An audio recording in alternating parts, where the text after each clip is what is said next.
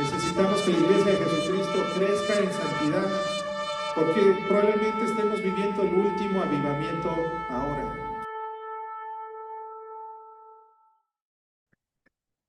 Como todos los días lunes, me da mucho gusto verlos, como les estaba comentando ahorita en la introducción.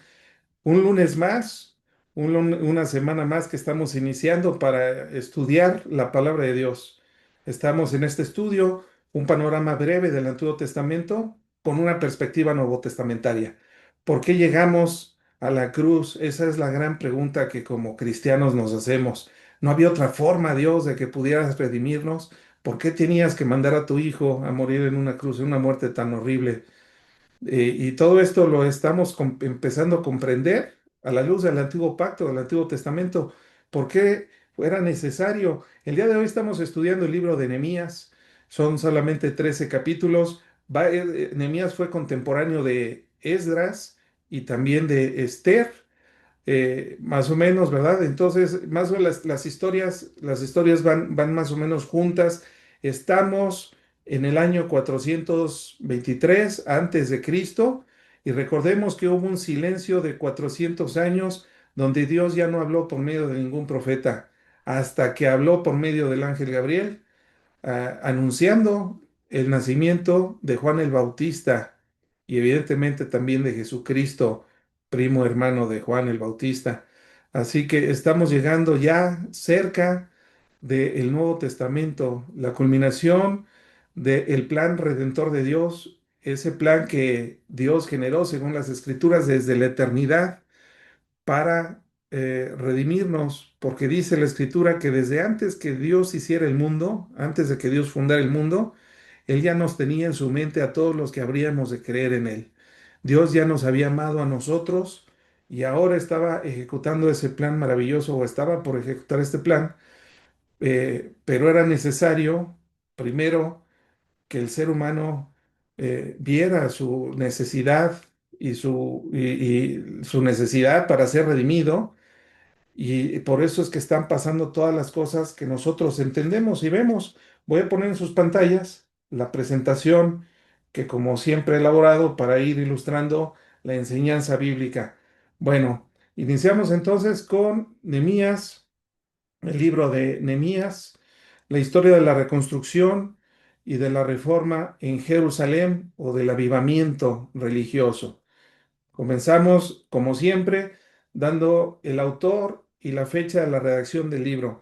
El autor es Nehemías, el mismo nombre que lleva, o el mismo título que lleva el libro, es el autor, y él escribió este texto o este libro en el año 425 antes de Cristo, durante el reinado del rey persa Artajerjes. Era el rey de Persa en el momento que vivía Nehemías. El libro cubre 12 años de historia y eso lo sabemos porque el mismo libro lo dice en el capítulo 1, verso 1. Empieza dando una fecha y cuando concluye el libro, en el capítulo 3, en el verso 6, vuelve a dar otra fecha. Entonces, el periodo que se cubre es a partir del año 20 del reinado de Artajerjes hasta el año 32 del reinado de Artajerjes. Son 12 años donde se desarrolla toda la historia que narra Nehemías en este libro. Acuérdense que todos estos libros que estamos leyendo, desde Reyes, Crónicas, Samuel, y todos estos han sido libros históricos. Vamos nosotros a poder comprender con muchísima mayor profundidad los eventos y el rumbo profético que está llevando la nación de Israel cuando próximamente, regresando de vacaciones, entremos de lleno a estudiar los libros proféticos, no sin antes pasar por los libros sapienciales como son los Salmos, Proverbios, Job, Cantar de los Cantares. Vamos a ir navegando por estos libros, pero vamos a estudiar fuerte la profecía. Como lo puse aquí en sus pantallas, esta tablita la voy a hacer un poquito más grande para que se pueda visualizar mejor. Eh, Esta es una tablita que nos muestra los reyes persas que reinaron durante la vida y obra de Esdras, Esther y Nehemías. En primer lugar vemos el rey Ciro. Recordemos que el rey Ciro fue el primer rey que gobernó sobre los judíos, porque fue el que derrotó al imperio de Babilonia. Muchos de los judíos estaban cautivos en Babilonia. Entonces, Ciro gobierna del año 539 al 530 antes de Cristo, evidentemente. Los personajes bíblicos importantes durante su reinado, pues es Zorobabel, eh, judío, el rey y líder Zorobabel, que inició el primer retorno o el primer regreso de los judíos que estaban en el exilio babilónico a la ciudad santa, ¿verdad? Jerusalén. También está Josué, Ageo y el profeta Ageo y el profeta Zacarías. Cuando estudiemos a estos profetas, vamos a regresar para ir amarrando y ir recordando los acontecimientos históricos con las profecías bíblicas, porque desde el Antiguo Testamento evidentemente Dios estaba ya profetizando acerca de cambios, de un nuevo pacto que no entendieron los judíos en la época de Cristo, pero era Jesucristo el que estaba precisamente en esta transición del antiguo pacto a un nuevo y mejor pacto, ya no con animales, ¿verdad? Que eran sacrificados, sino un mejor y sacrificio hecho una vez y para siempre, que era a través de Jesucristo. El texto bíblico que nos narra el gobierno o lo que estaba aconteciendo bajo el gobierno del rey Ciro, pues es Esdras, los primeros cuatro capítulos de Esdras. Recordemos que estaba regresando el reino del sur, que había sido exiliado a Babilonia, y su primer regreso, y su regreso se dio en tres fases. El primero bajo el liderazgo de Zorobabel, que está, ya lo estudiamos en Esdras, los primeros cuatro capítulos. Después hubo un tiempo de amenazas donde no se permitió trabajar y se quedaron en pausa, ¿verdad? Se quedaron atemorizados. Eso fue durante el reinado de Cambises. Después llegó el rey Darío I, del año 521 al 486. Ahí estuvieron profetizando el profeta Ageo y el profeta Zacarías, y eso lo encontramos la narrativa en Esdras del 4 al 6. Ahí ellos retoman el valor, el coraje y acaban la reconstrucción del templo, del segundo templo, digámoslo así, porque el primero fue destruido y fue el que levantó Salomón. Después viene el reinado del rey Jerjes, también conocido como el rey Asuero. Si ustedes recordarán, hace 15 días que estudiamos el libro de Esther, y recuerdan el nombre de su tío Mardoqueo, bueno, fue bajo el reinado de Asuero o de Jerjes del año 486 al 465. Toda esta historia nosotros vimos que no está en Tierra Santa, sino que está a varios cientos de kilómetros de distancia donde estaba el rey, el palacio del rey, porque era un imperio muy grande. ¿Se acuerdan que tenía 120 provincias? Entonces, toda la historia de Esther se desarrolla varios cientos de kilómetros de distancia respecto de Jerusalén, al este de Jerusalén, y este libro hermoso narra la historia de la preservación de los judíos que querían ser asesinados por envidia y por motivos que yo diría más que un motivo real, sino por motivos satánicos, ¿verdad? Porque Dios odia y siempre ha odiado a los judíos porque siempre supo que de ellos saldría el que habría de exterminarlo a él, de derrotar al imperio de Satanás, de quitarle el gobierno que obtuvo cuando Adán y Eva pecaron. Adán y Eva fueron destronados y ahora Satanás y sus ángeles se convirtió en el príncipe de este mundo y Jesucristo lo vino a delatar y lo vino a derrotar. El diablo odia a la mujer porque por medio de ella vendría, de su simiente, vendría el Salvador que terminaría con su imperio. Bueno, entonces siempre, yo les leí toda la historia de los judíos, siempre ha sido de aniquilación, los han querido aniquilar en varios tiempos de la historia, y Dios, el Dios Todopoderoso, el Dios que es fiel a sus promesas, los ha preservado de una manera milagrosa. Y después viene Artajerjes. Aquí es donde entra en escena Nemías. Nehemías, del 465 al 423 antes de Cristo fue el gobierno de este rey persa Artajerjes. Y ahí evidentemente está Esdras y Nehemías y el profeta Malaquías, los tres contemporáneos. La narrativa la encontramos desde el libro de Esdras, capítulo 7 al 10, y todo el libro de Nehemías, porque el libro de Nehemías, recordemos, son 12 años del periodo o 12 años que abarca de historia durante este reinado del rey Artajerjes. Aquí se da el segundo regreso en Esdras, bajo la dirección de Esdras, del capítulo 7 al 10, y después el tercer regreso, o la tercera oleada de gente que regresa a Jerusalén bajo el liderazgo de Nehemías, y el ministerio del profeta Malaquías. Esdras y Malaquías son los últimos libros que se agregan al canon judío, al canon del Antiguo Testamento. Históricamente, pues ya estamos muy cerca de los 400 años de silencio antes del el nacimiento de nuestro Señor Jesucristo. Para que vayamos entendiendo un poquito la historia, era importante poner así estos datos. ¿Cuál es el propósito del libro? Recordemos que Dios no escribe los libros al azar, ni a modo de chisme. Todo esto tiene una enseñanza para ti, para mí, para todos los que somos y pertenecemos al reino de Dios. Y su propósito es enseñarnos. La revelación de Dios siempre ha sido progresiva, mis hermanos. Esto es algo que debemos de tener muy claro. La revelación viene desde Moisés, que casi no tenía noción de quién era Dios y después de tener un ministerio donde cara a cara habla con Dios y casi todos los días habla Moisés con Dios durante todo su ministerio, vemos cómo viene una revelación y Dios empieza a revelar de manera progresiva hacia su humanidad, hacia los suyos y hacia toda la humanidad, evidentemente hacia sus hijos, hacia su pueblo. Y Dios todavía está mostrándonos mucho de su carácter a través de este libro. Entonces, por supuesto que debe tener un propósito, por lo cual Dios decidió que un autor humano, que en este caso fue Nehemías, escribiera todas estas palabras inspiradas por el poder del Espíritu Santo. El propósito del libro principalmente fue para mostrar cómo Dios actúa a través de un líder comprometido, de un líder piadoso como lo fue Nehemías.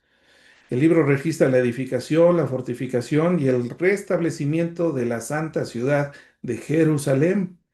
El libro revela también el hermoso equilibrio que había en la vida de Nehemías, un hombre que era celoso y esforzado, ¿verdad? Y un hombre que le tocó hacer mucha planeación para, evidentemente, la reconstrucción de los muros reemplazar los portones quemados y una capacitación divina. Nehemías era un hombre esforzado, él ponía todo lo que estaba a su alcance, en su fuerza, pero también él era guiado por el Dios Santo, ¿verdad? Era un hombre de fe y Dios lo capacitó. Ahí vemos un equilibrio hermoso que por supuesto tiene mucha enseñanza para ti, para mí. Cuando tenemos nosotros y queremos construir cosas, ¿verdad?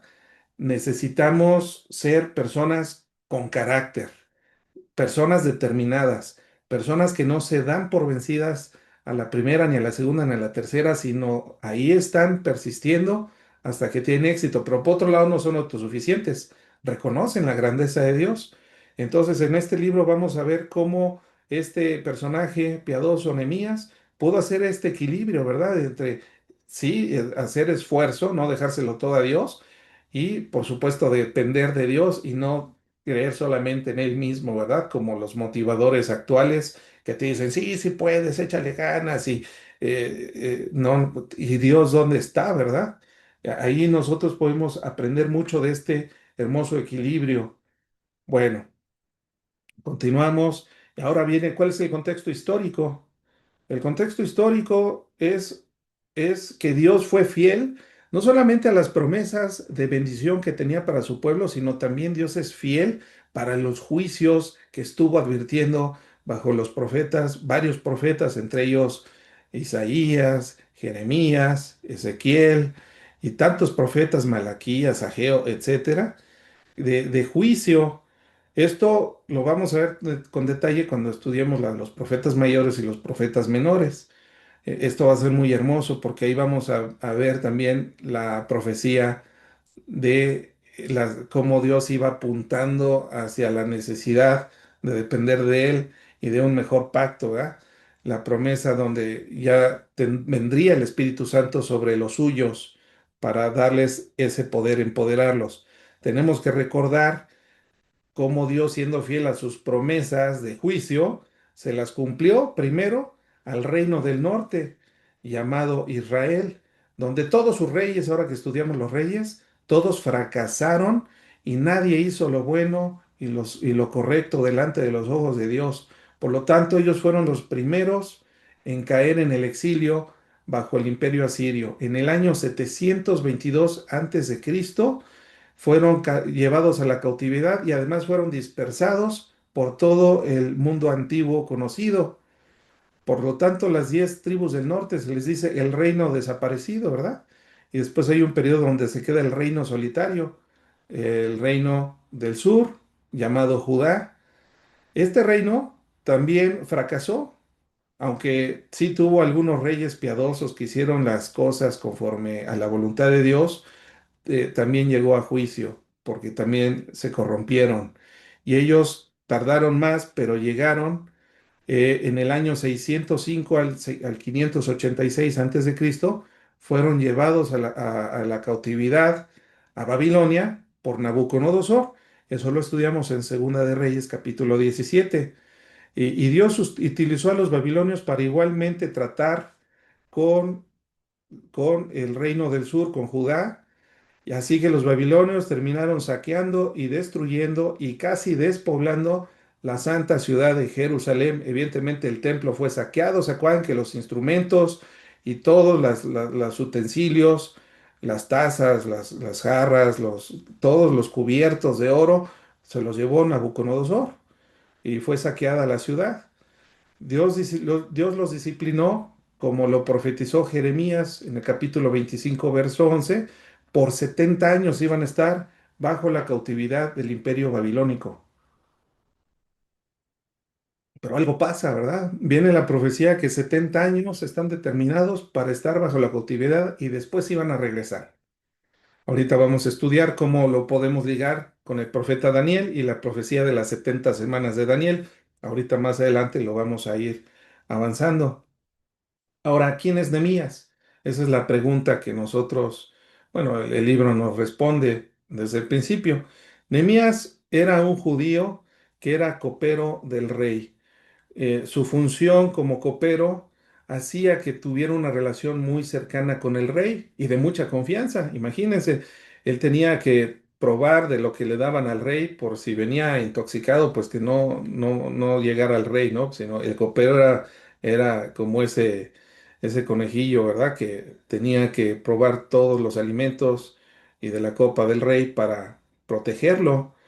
Entonces era un personaje que dependía o el rey le demandaba lealtad.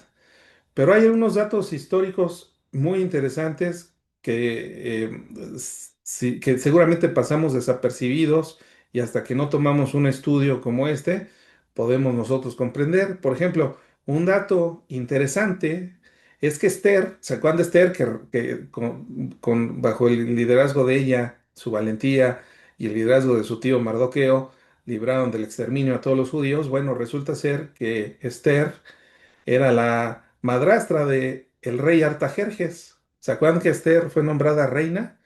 Bueno, pues ella era la madrastra de Artajerjes, que fue el sucesor, ¿verdad? Al trono. Entonces, siendo Esther judía, seguramente esto ayudó o facilitó para que de manera positiva Nehemías pudiera tener gracia delante del rey persa Artajerjes para regresar a su tierra a reconstruir Judá. Después hay otro dato interesante que tiene que ver con la profecía de Daniel. Recuerden que dice Daniel 9, 24 y 26 que, que Dios le da una profecía a Daniel cuando se propone orar y se encierra y hace un ayuno muy grande para pedirle a Dios dirección y bueno, ya vamos a regresar, Señor, ¿y ahora qué va a pasar? Y Daniel se guarda en oración y en ayuno para buscar la voluntad de Dios. Y viene esta profecía de las 70 semanas. Daniel, vamos, les voy a poner aquí en pantalla para que me ayuden a seguir lo que dice Daniel.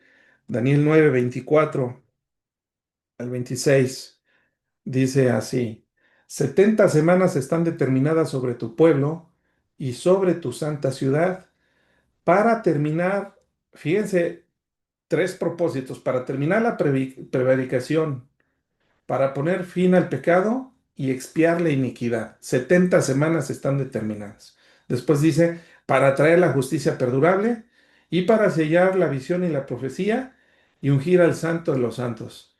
Vemos esas seis acciones que ocurrirán durante estas 70 semanas. Y luego el verso 25 dice, sabe pues y entiende que desde la salida de la orden para restaurar y edificar a Jerusalén hasta el Mesías príncipe, que sabemos que es Jesucristo, habrá 7 semanas y 72 semanas. Se volverá a edificar la plaza y el muro en tiempos angustiosos. Note una cosa, hermano y santo de Dios, que estás aquí estudiando conmigo la Biblia. En primer lugar, vienen 7 cosas, 6 cosas que han de pasar durante estas 70 semanas.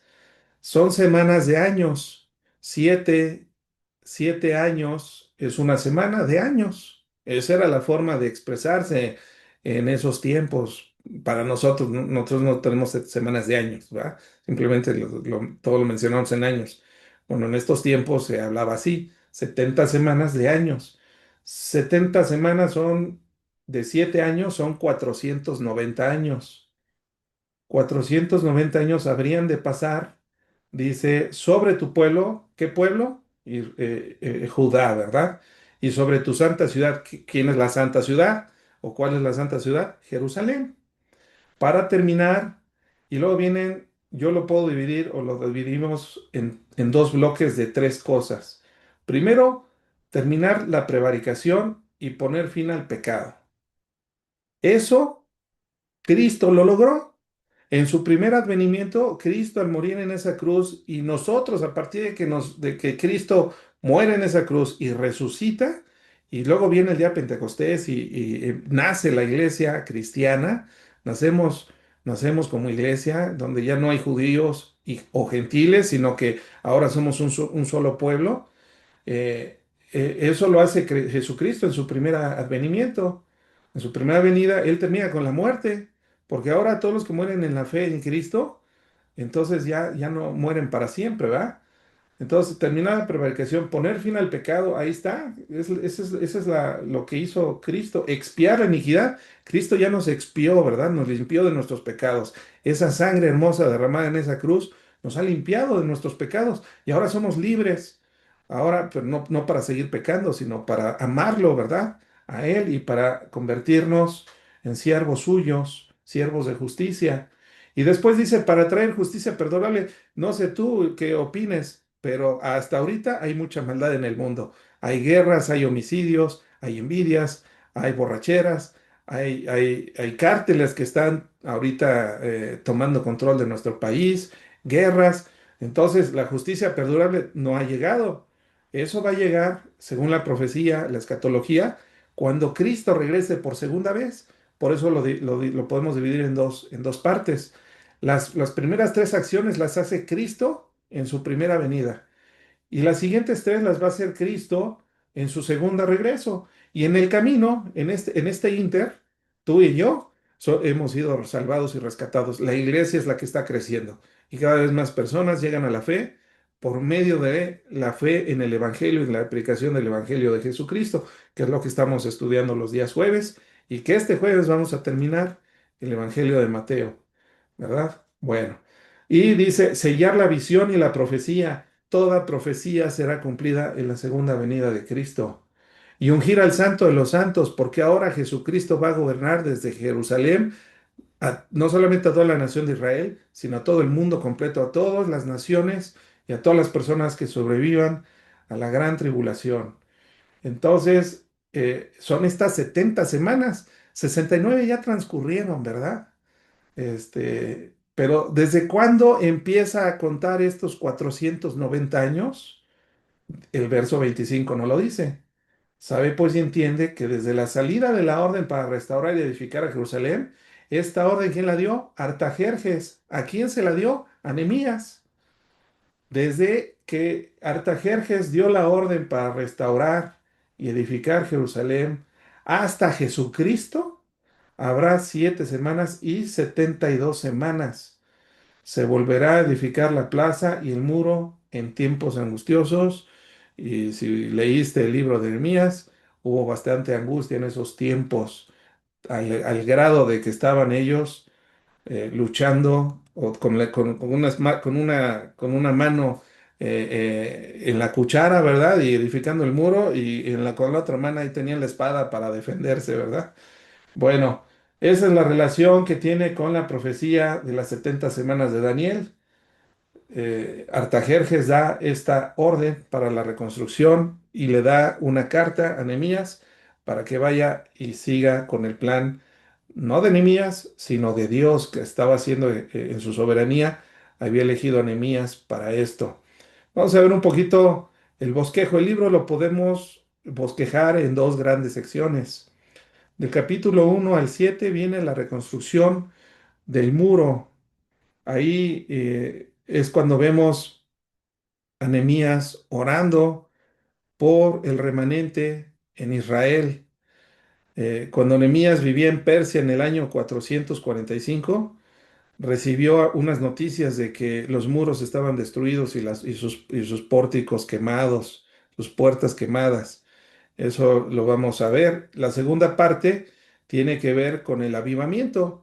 Esdras, que fue contemporáneo de Nehemías y que trabajaron juntos, saca el libro de la ley y hace un maratón bíblico, ¿ah? 7 días enseñando la Torá, enseñando la palabra de Dios a estas personas que ya habían pasado 70 años y que los ancianos, los que eran grandes durante el exilio ya habían muerto seguramente, y ahora había jóvenes y medios jóvenes, ¿verdad? Imagínense, 70 años después, pues habían perdido mucho del conocimiento de la palabra de Dios.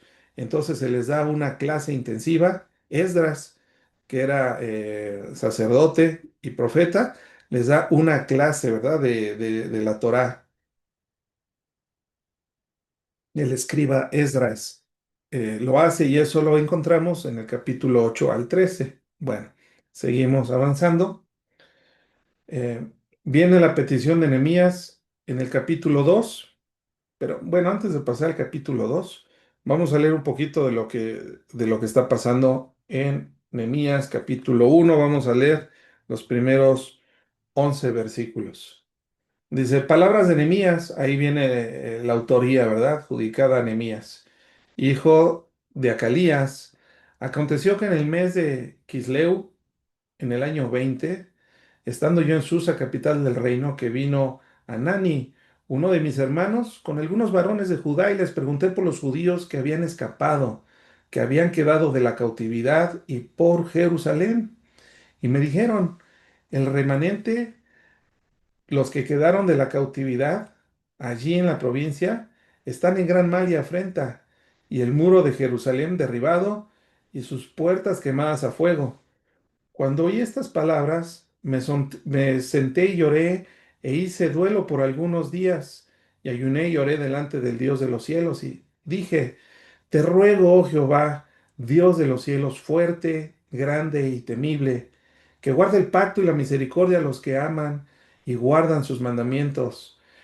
Esté ahora atento tu oído y abiertos tus ojos para oír la oración de tu siervo que hago ahora delante de ti, día y noche, por los hijos de Israel, tus siervos, y confieso los pecados de los hijos de Israel que hemos cometido contra ti. Sí, yo y la casa de mi padre hemos pecado.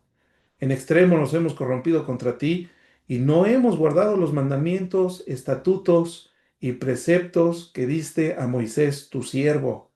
Acuérdate ahora de la palabra que diste a Moisés tu siervo, diciendo, si vosotros pecareis, yo os dispersaré por los pueblos.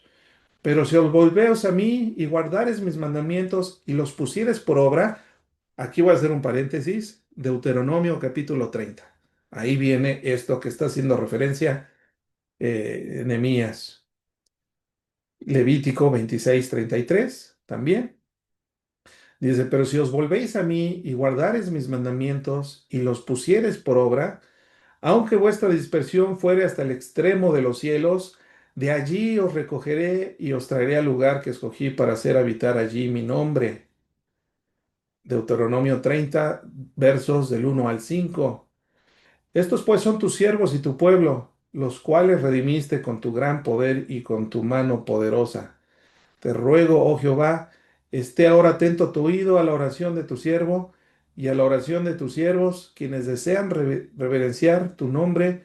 Concede ahora buen éxito a tu siervo y dale gracia delante de aquel varón, es decir, Artajerjes, porque yo servía de copero al rey. Pero yo creo que la pregunta que te estás haciendo en tu mente es, bueno, pues ¿por qué está todo destruido si ya había ido Esdras? Esdras ya tenía 10 años que había regresado a la reconstrucción de los muros. Entonces, ¿por qué ahora está otra vez los muros destruidos, las puertas quemadas? ¿Qué pasó ahí? Bueno, tenemos que regresar entonces a Esdras. A Esdras nos da la respuesta. Esdras capítulo 4. Vamos a leer a partir del verso 6. Y pongan atención, porque esto ya lo habíamos, bueno, pasamos por aquí así un sobrevuelo a 30,000 pies de altura, pero vamos a aterrizar un poquito en esta lectura de Esdras. Dice, en el reinado de Asuero, ¿verdad? El rey previo a Artajerjes, o también llamado Jerjes, en el principio de su reinado escribieron acusaciones contra los habitantes de Judá y de Jerusalén. Y luego dice el 7 también en los días de Artajerjes, el sucesor, ¿verdad? Escribieron Bislán, estos chismosos, ¿verdad? Bislán, Mitrídates, Tabel y los demás compañeros suyos, a Artajerjes, rey de Persia. Y la escritura y el lenguaje de la carta eran en arameo. Reún, canciller, y Simsai, secretario, también escribieron una carta contra Jerusalén al rey Artajerjes. En tal fecha escribieron Reún, canciller, y Simsai, el secretario, y los demás compañeros suyos, los jueces, gobernadores y oficiales, y los reyes, y los de Persa, de Erech, de Babilonia, de Susa, esto es, los elamitas, y los demás pueblos que el grande y glorioso Asnapar transportó e hizo habitar en las ciudades de Samaria y las demás provincias del otro lado del río. Y esta es la copia de la carta que enviaron al rey Artajerjes. Tus siervos del otro lado del río te saludan. Fíjense cómo era la carta, ¿eh? Tus siervos del otro lado del río te saludan. Sea notorio al rey que los judíos que subieron de ti a nosotros vinieron a Jerusalén y edifican la ciudad rebelde y mala, y levantan los muros y reparan los fundamentos. Ahora sea notorio al rey que si aquella ciudad fuera reedificada y los muros fueren levantados, no pagarán tributo, impuesto y rentas, y el erario de los reyes será menoscabado siendo que nos mantienen del palacio, no nos es justo ver el menosprecio del rey, por lo cual hemos enviado a hacerlo saber al rey, para que busque en el libro de las memorias de tus padres. Hallarás en el libro de las memorias y sabrás que esta ciudad es ciudad rebelde y perjudicial a los reyes y a las provincias, y que de tiempo antiguo forman en medio de ella rebeliones, por lo que esta ciudad fue destruida. Hacemos saber al rey que si esta ciudad fue reedificada, porque a ver, aquí hago una pausa, Esdras ya estaba trabajando, ¿verdad? Del primer regreso ya estaban trabajando en la reedificación de la santa ciudad y del templo. Dice, si fuere reedificada y levantó sus muros, la religión de más allá del río no será tuya. El rey envió esta respuesta. Ahí viene el reply del email, ¿verdad? Dice así la respuesta del rey. A Reún, canciller, a Samsai, secretario, a los demás compañeros suyos que habitan en Samaria y a los demás del otro lado del río, salud y paz. La carta que nos enviaste fue leída claramente delante de mí, y por mí fue dada orden, y buscaron y hallaron que aquella ciudad de tiempo antiguo que se levanta contra los reyes y se rebela y se forma en ella sedición, y que hubo en Jerusalén reyes fuertes que dominaron en todo lo que hay más allá del río, y que se les pagaba tributo, impuesto y rentas. Ahora pues, dad orden que cesen aquellos hombres, y no sea esa ciudad reedificada hasta que por mí sea dada nueva orden. Mirad que no seáis negligentes en esto. ¿Por qué habrá de crecer el daño en prejuicio de los reyes? Perjuicio de los reyes. Entonces, cuando la copia de la carta del rey Artajerjes fue leída delante de Rehum y de Shinsei secretario y sus compañeros, fueron apresuradamente a Jerusalén a los judíos y les hicieron cesar. ¿Y cómo dice que los hicieron cesar? Con poder y violencia, mis hermanos. Aquí la pregunta es, ¿por qué fue con poder y violencia? Bueno, en primer lugar, esto me parece muy satánico, ¿verdad? Porque la manera como está expresada esa carta está bien sesgada y bien subjetiva, adivinando con prejuicios. No, es que ellos te van a dejar de dar tributo, es que ellos, ay, rey, y le hablan al oído, ¿verdad? Te van a dejar de dar dinero.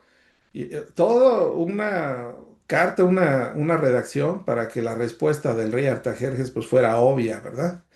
Y se fue con la finta, cayó Artajerjes y él dice que detengan la obra hasta que yo dé la nueva orden. Pero aquí Esdras nos dice que fue con violencia, con gran poder y violencia. Entonces, de aquí partimos en el capítulo 1 de Nehemías. Detienen la obra que inició Esdras, bueno, que empezó Zorobabel, que continuó Esdras, pero no solamente entendemos que la detienen dice, la detienen no solamente por mandato del rey Artajerjes, sino que lo hacen con poder y violencia. Por eso entonces ahora entendemos el motivo por el cual eh, Nehemías se angustia y se entristece porque otra vez están destruidos los muros y las puertas, ¿verdad? Y entonces se entera de esto, es lo que acabamos de leer, y entonces se acerca al rey Artajerjes, que vaya que lo conocía, ¿verdad?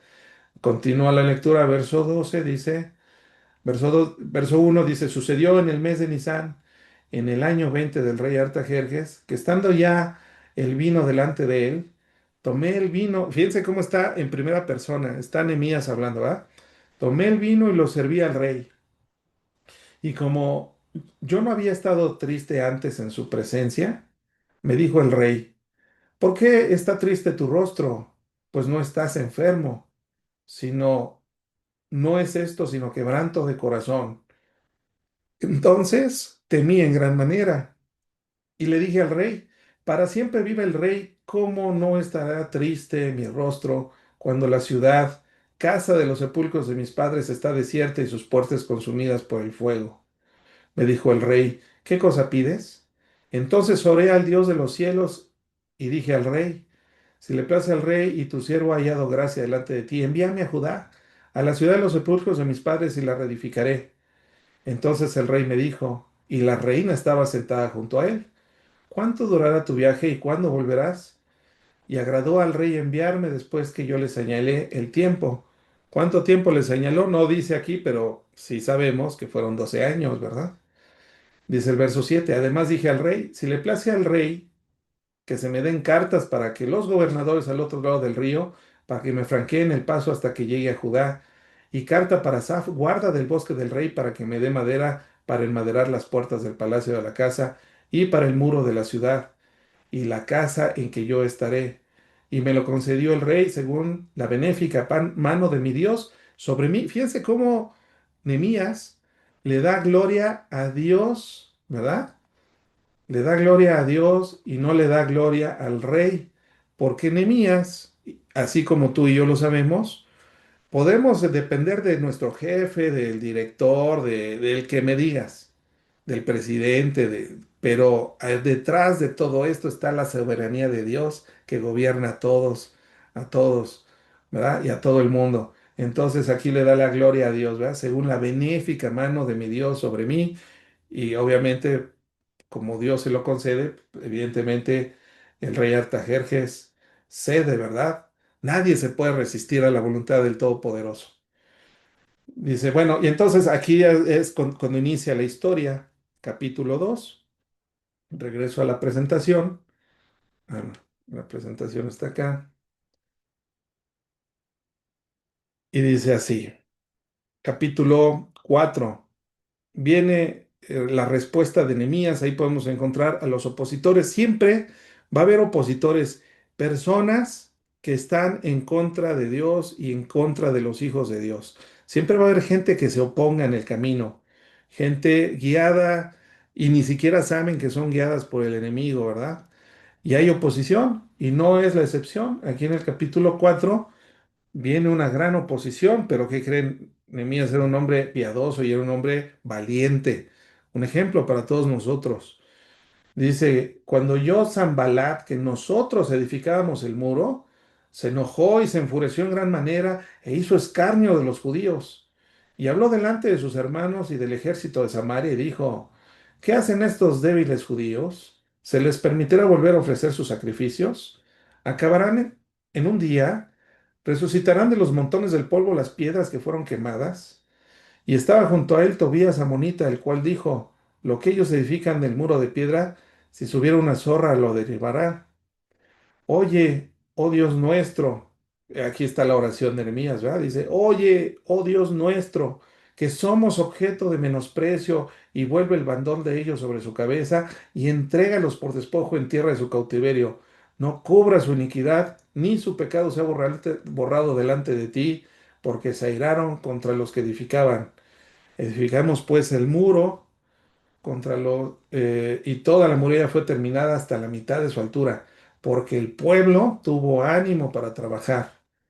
Pero aconteció que oyendo Sanballat y Tobías y los árabes y los amonitas y los Ashdod que los muros de Jerusalén eran reparados, porque ya los pórticos comenzaban a ser cerrados, se encolerizaron mucho y conspiraron todos a una para venir a atacar Jerusalén y para hacerle daño. Entonces, fíjense cómo es un hombre de oración para que aprendamos, ¿verdad? Cuando hay problemas, tenemos que agarrar valor y encomendarnos al Dios Todopoderoso. Dice, entonces oramos a Dios, a nuestro Dios, y por causa de ellos pusimos guarda contra ellos, de día y de noche estaban haciendo guardia. Y dijo Judá, las fuerzas de los acarreadores se han debilitado y el escombro es mucho y no podemos edificar el muro. Y nuestros enemigos dijeron, no sepan ni vean hasta que entremos en medio de ellos y los matemos y hagamos cesar la obra. Pero sucedió que cuando venían los judíos que habitaban entre ellos, nos decían hasta 10 veces, de todos los lugares de donde volviereis, ellos caerán sobre vosotros. Entonces, por las partes bajas detrás del muro y en los sitios abiertos, puse al pueblo por familias, con sus espadas, con sus lanzas y con sus arcos. Qué gran liderazgo de Nehemías. Él organizó, él no tuvo miedo. Fue un hombre valiente, pero también inteligente. Un hombre con una gran capacidad de planeación que organizó a todos para poder resistir de tal forma que cargaban con sus espadas mientras construían y hacían guardias, etcétera. Bueno, continuamos la presentación. Viene entonces la confesión de los pecados de Israel. Vámonos al capítulo 9. El capítulo 9 es un momento de reflexión, es un momento de confesión y si lo ponemos aquí en pantallas, el capítulo 9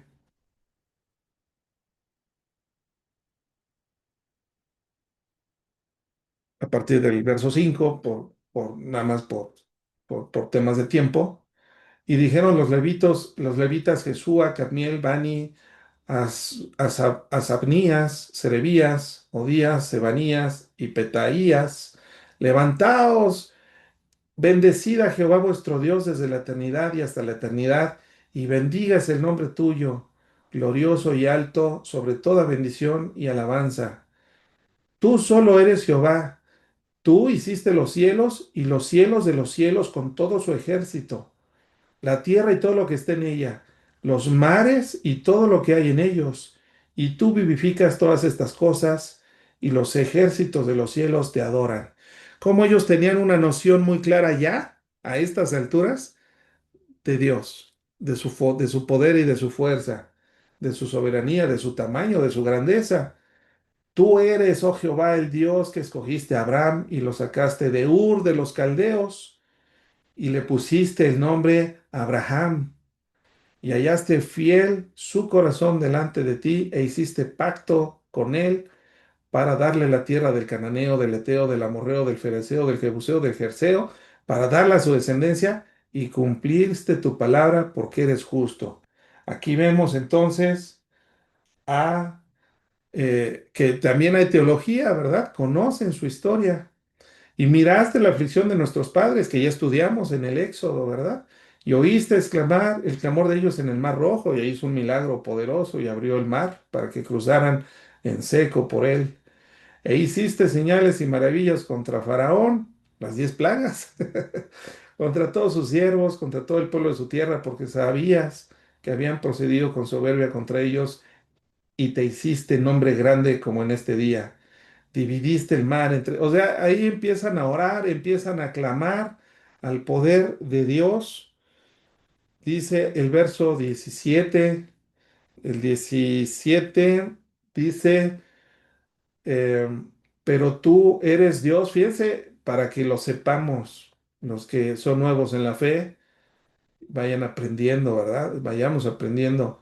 Pero tú eres Dios que perdona, clemente y piadoso, tardo para la ira y grande en misericordia, porque no los abandonaste.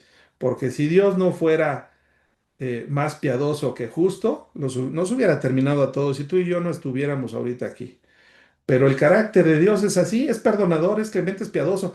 Y si pecamos, tenemos que apelar a su amor, a su misericordia, a su clemencia, como lo hizo el rey David en el Salmo 91.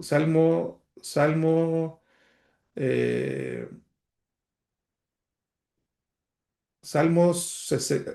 Recuérdenme el Salmo, mis hermanos, ya se me trabó la lengua, que dice, ten piedad de mí, oh Dios, conforme a tu piedad, conforme a la multitud de tus misericordias, borra mis rebeliones.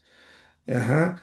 Eh, David lo sabía y estos acontecimientos ya son muchos siglos después del reinado de David, ¿verdad? Evidentemente, ya habían hasta regresado a la cautividad, pero ¿cómo es importante conocer el carácter de Dios? El carácter de Dios misericordioso y clemente, tardo para la ira. Salmo 51. Gracias, Miriam. Se me trabó la lengua. Entonces tenemos, fíjense, si leen el Salmo 51, David, después de su pecado tan horrible y tan tremendo, él clama a Dios, no a los holocaustos, ¿verdad? De los animales. Él no busca el perdón de Dios sacrificando miles de animales. Sí, sí sacrifica, dice, entonces te agradarán los holocaustos de justicia. Entonces, pero primero clamo a tu misericordia, a tu piedad, Señor, a causa de mi pecado. Clamo porque me perdones. Y ahora en el nuevo pacto tenemos a un abogado que se llama Jesucristo. Pero aquí está clamando a la misericordia de Dios. Ese es el capítulo 9, el carácter de Nehemías ante la adversidad. Después viene, después aquí nos empezamos a jalar las greñas, ¿verdad? Porque pasan muchas cosas, empieza la reconstrucción, eh, vamos, Nehemías se va, cumple su periodo de 12 años, se va. Y después, en el año 432 antes de Cristo, regresa de Persia, regresa a Jerusalén. ¿Cuánto tiempo estuvo en Persia, en Nehemías? No sabemos. Lo que sí sabemos en el capítulo 13 verso 6 es que él regresa. Los voy a poner en pantalla para que podamos ir siguiendo esta historia, ¿verdad? Vámonos al verso 13, capítulo 13 verso 6. Y aquí ocurre algo muy desafortunado. Y aquí es cuando nos literalmente terminan las greñas en las manos de Nehemías. Fíjense lo que pasa. Más a todo esto, y hubo un avivamiento, hermanos. A ver, quiero que pongan en contexto.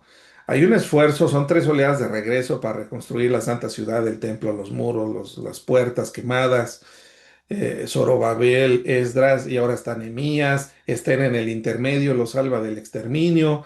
Hay un avivamiento, hay una proclamación de la ley por 7 días. Esdras se levanta. Aquí en Nehemías está narrado cómo hay un avivamiento, ya lo vimos, y entonces les abre el Antiguo Testamento y les empieza a predicar a toda esta generación de judíos y que guarden la ley, les enseña la ley, etcétera. Y de repente, en el capítulo 13 algo pasa, porque Nehemías dice, pues ya terminé, gloria a Dios, me voy a Persia a agradecerle a Artajerjes, y después regresa y regresa para encontrarse algo muy terrible. Dice, más a todo esto yo no estaba en Jerusalén, porque en el año 32 de Artajerjes, rey de Babilonia, fui al rey. Es decir, él llegó él salió en el año 20 del reinado de Artajerjes, y en el año 32 regresó al rey. Y luego, y luego por un tiempo regresa. Dice, y al cabo de algunos días pedí permiso al rey otra vez para regresar a Jerusalén. Y entonces se encuentra que las cosas no estaban saliendo bien, mis hermanos. Qué sonsos somos, ¿verdad? Como humanos. Y de estos tremendos igual. Supe del mal que había hecho Eliasib por consideración de Tobías, haciendo para él una cámara en los atrios de Dios. Es decir, uno judío estaba viviendo en los atrios de la casa de Dios. Esto es abominación según la ley de Moisés.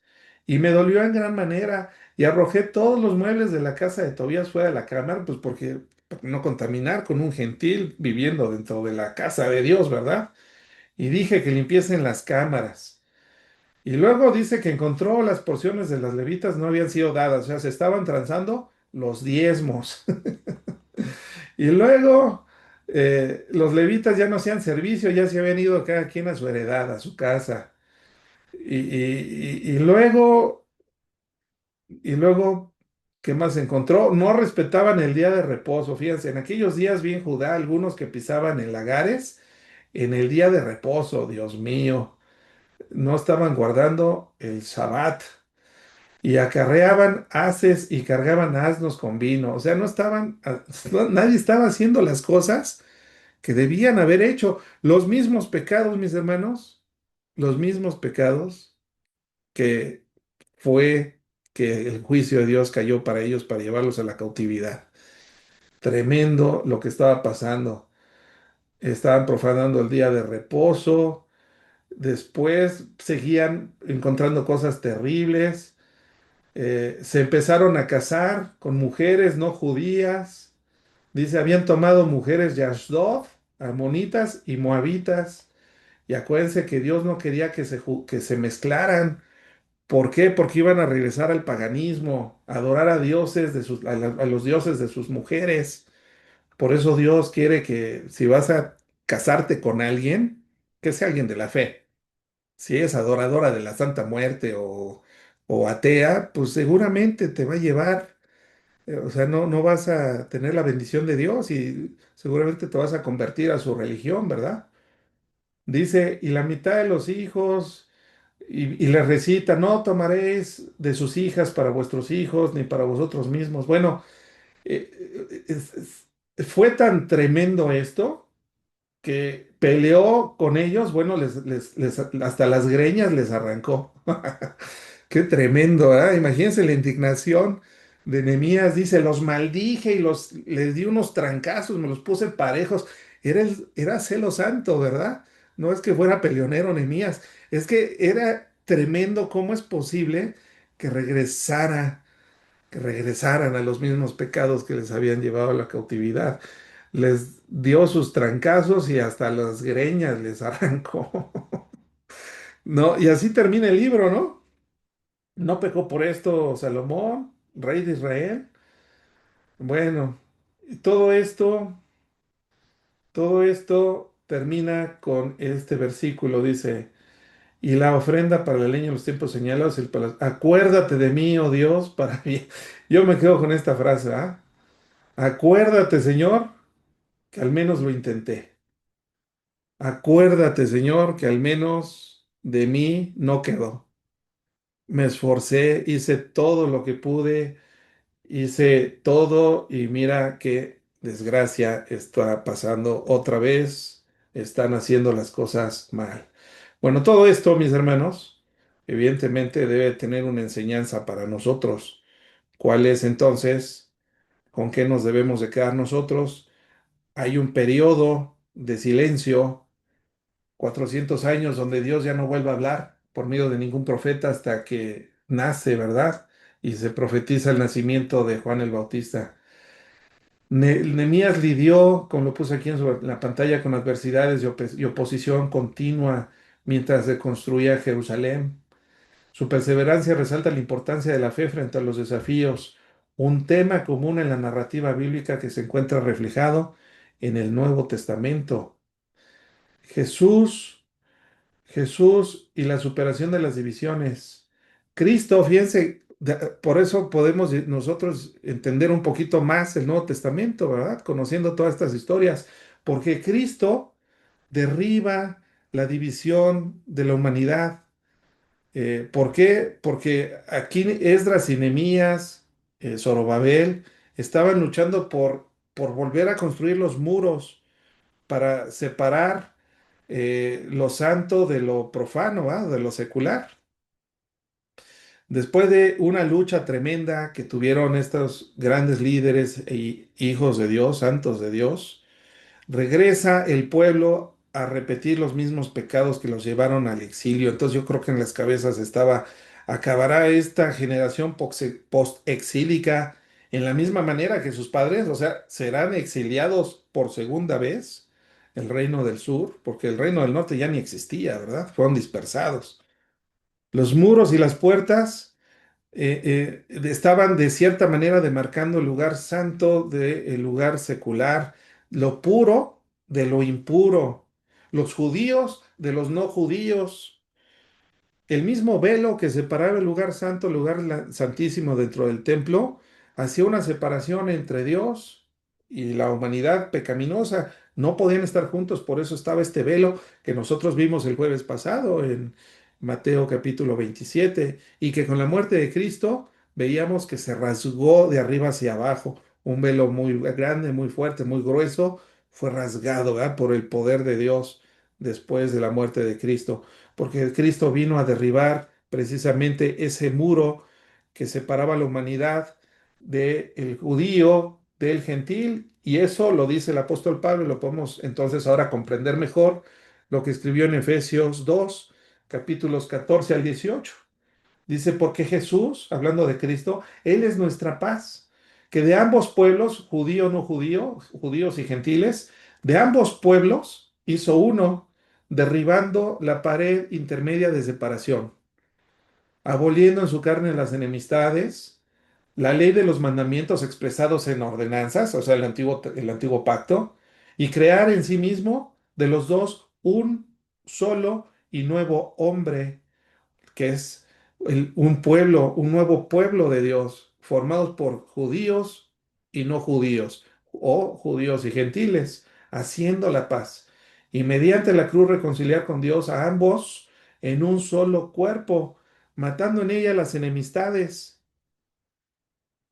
y vino y anunció las buenas nuevas de paz a vosotros que estabas lejos y a los que estaban cerca, porque por medio de él los unos y los otros tenemos entrada por un mismo espíritu al Padre, por el Espíritu Santo que tú y yo ahora tenemos por medio de Cristo y de la fe en Cristo.